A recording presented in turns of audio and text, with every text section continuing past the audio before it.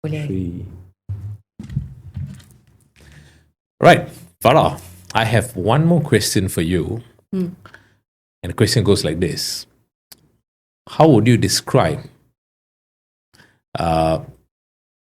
ideal mental space, and should every organization have this ideal mental space for their employees?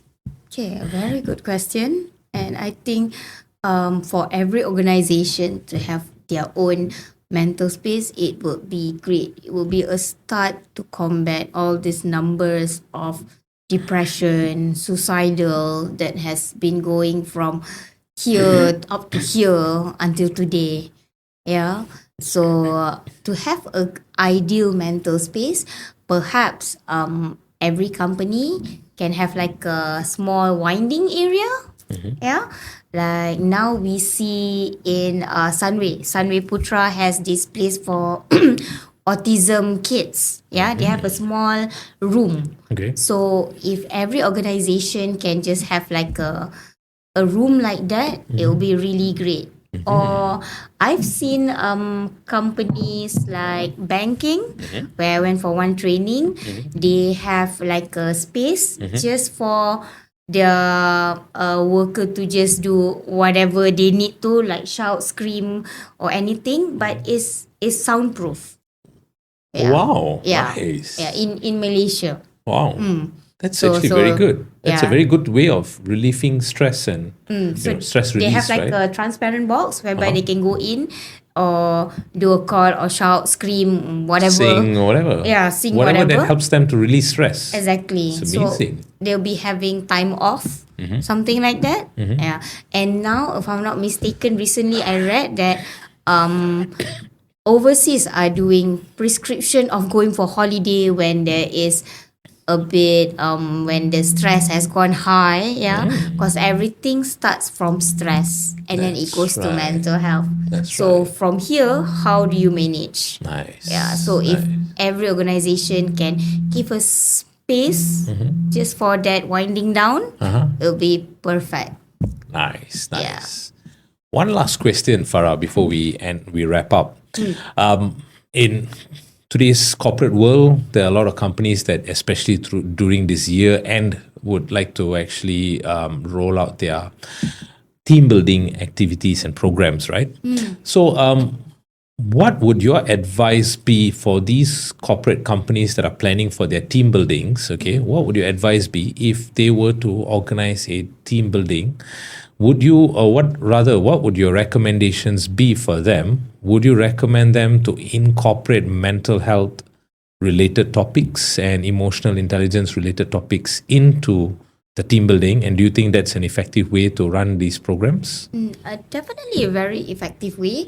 The normal team buildings that we see is all about from silos to togetherness. Yeah, and then when they go back, would they still adapt to that, or it's just like fun, rara, and then done deal?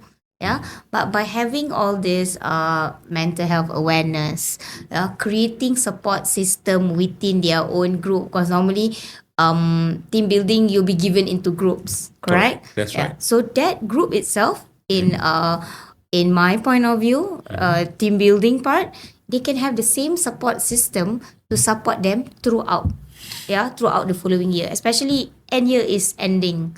So this can be accountable buddy system throughout 2026. Yeah, wouldn't that be amazing? And if everyone feels that they need to have a space for them to share whatever emotion, they can always have like monthly meet up just to have a safe space. Yeah, and also of course with ground rules, so everybody don't go crazy, but with ground rules that would help them to express with good intention that comes from the heart, not to gaduh and all that, but to find a solution within that team building. So the team building itself need to foster good collaboration, compassionate communication, how they talk, yeah, even anchoring some a good tool so that they can bring back and practice, so that when people see how this group coming back from team building is not just like, okay, after 2-3 months habis already, but it still carry on throughout the year.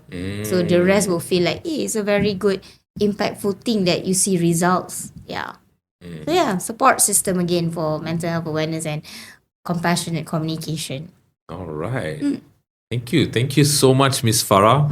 Thank you for having me. Yes, we have come to the end of the podcast session, and it is such a great honor to have you here with me today. So thank you so much for your precious time. Thank you for being here. Any last message for your viewers, especially those who are planning to do their team buildings for this year and or beginning of the year? Okay, team building. Let's go something deeper that you can incorporate mental health, like go for places by the sea, yes. by the riverside, or even hikings and all that, but in a team building setting. So it's also fun, but you bring back a lot of lessons that you can use and integrate in your daily life. So yeah, that would be something different, fun, impactful, and you yourself can be that support system. Amazing. Thank you so much once again, Miss Farah, and wishing you all the best for 2026. Thank you. Thank you. All the best. All right. All right, it's a wrap.